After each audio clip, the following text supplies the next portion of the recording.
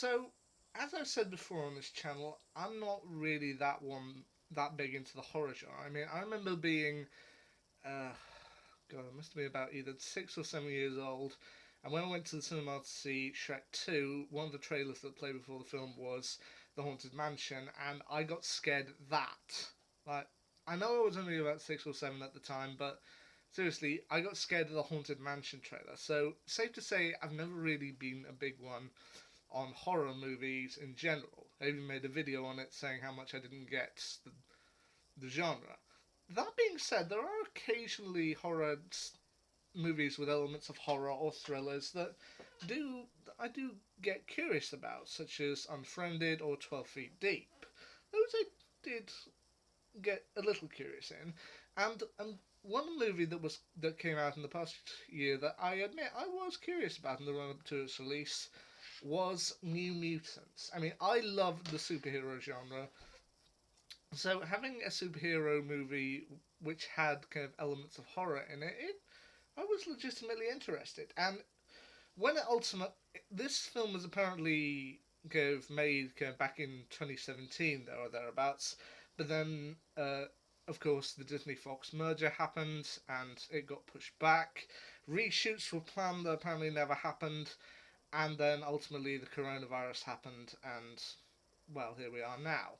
Now, when this film came out in cinemas in my area, coronavirus I think was just starting to go down a little bit, so I believe it was available in the cinema for you to watch. But then I was kind of debating with myself, do I really want to put myself at risk to just try and see this movie? Not really. So I just kind of let it pass me by. But it finally came out on DVD. I sat down, watched it through, and while I don't think it's necessarily the next great thing in superhero movies, I do think The New Mutants is worth your time.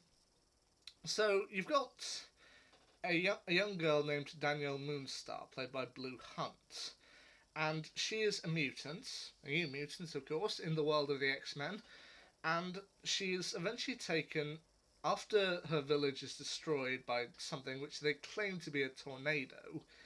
She is taken to a hospital, a mysterious hospital, along with four other kind of young mutants. Now, Daniel Moonstar in the comics goes by the codename Mirage. The other patients inside the hospital include Rain Sinclair, also known as Wolfsbane, played by Maisie Williams. Good to see her. Anna Taylor Joy as Ilyana Rasputin, or as she's otherwise known, Magic. Charlie Heaton as Samuel Guthrie, better known as Cannonball, and Henry Zaga as Roberto da Costa, also known as Sunspot, and they're overseen by a sinister doctor played by Alice Braga, named Dr. Cecilia Hayes. Now, while these lot have their mutant abilities, which include uh, Rain being able to turn into a wolf-like creature, Ilyana having a sort of energy sword and power of teleportation, Samuel having superhuman speed abilities, and Roberto having fire abilities, it's ultimately discovered that Danielle has seemingly mind abilities which cause people to see their worst fears, or particularly horrifying moments in their lives, which for each of them take different forms. Such as with Rain, she sees the priest who condemned her as a witch and branded her with a mysterious, I can't tell if it's supposed to be an M or a W, but he branded her on her neck, particularly painful. Ilyana ends up seeing a group of monstrous creatures known as the Smiling Men, which kind of at first shown as just normal men kind of wearing smiling masks, but when they take off the masks, they're actually monstrous creatures, which to me kind of look like a cross between the Dominators from the DC Arrowverse events and the Silence from Doctor Who. So pretty damn creepy things. Uh, Samuel ends up seeing an event in his life when he caused the death of his father and several other miners by causing a cave in while mining. And Roberto ends up seeing, or ends up experiencing, something. He's shown to have a bit of a possible romantic relationship going with Ilyana, and he ends up remembering that his sun or fire abilities ended up charring his girlfriend basically to a crisp. Which a lot of this stuff it does actually have some pretty horror style elements to it, which, as I mentioned, and they are rather frightening to watch. But the film, they there are also some simpler moments in the film that honestly do provide some very horrifying moments. I mean, take Dr. Cecilia Reyes, played by Alice Braga. Throughout most of the film, she's shown as this kind of sympathetic character who's just telling everyone to breathe, let us understand our feelings, let us go forward in this together. But then we see eventually that she is working for the Essex Corporation, which was a corporation that was previously mentioned at the end of X Men Apocalypse. And it's supposed to lead up to this big villain, Mr. Sinister, which, given the recent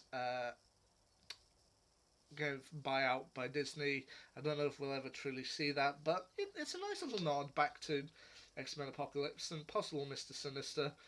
But then when she ultimately decides to try and put Danielle down, kind of kill her, saying, no, it's been spoken and we don't think you can be a killer, so we're going to have to kill you. I mean, it's sinister how calm she is, and once you see the others try to kind of stop her, it's legitimately heart thrilling. I mean, this is basically a typical teen style drama, teen style horror movie, but with the added bonus of the characters having superpowers, which is, yeah, that's a nice touch.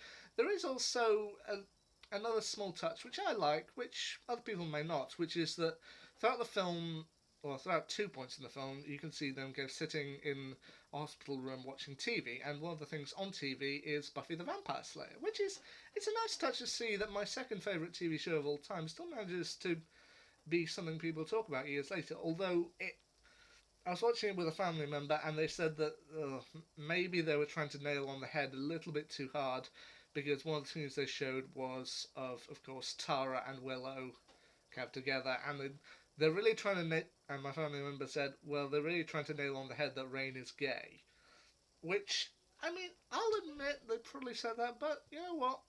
I actually thought it was rather sweet. I mean, the relationship between Daniel and Rain is a very sweet one. I mean, even just them together, sitting outside on the grass, looking up at the force field above them, it's a very sweet moment. Do I ultimately think the New Mutants is the next big thing in superhero horror movies? Probably not, and they may not continue with this reign. Apparently, it was set up for a trilogy going to run alongside the X Men films. I don't know if they're going to do that due to the new merger, but you know what? Is the New Mutants worth your time? Well, yeah, I'd say it is.